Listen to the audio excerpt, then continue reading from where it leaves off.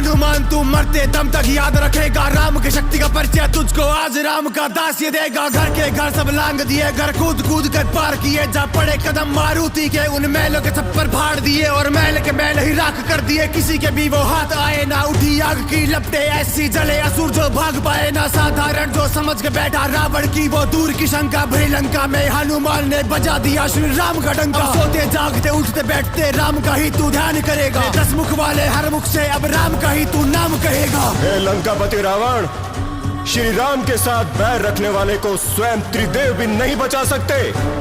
मैं आपको अंतिम चेतावनी देता हूं। यही एक अपराध आपके समस्त परिवार और सोने के महलों के साथ इस लंका का विनाश कर देगा।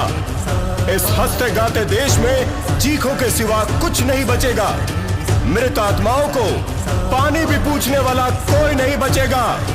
जय श्री राम।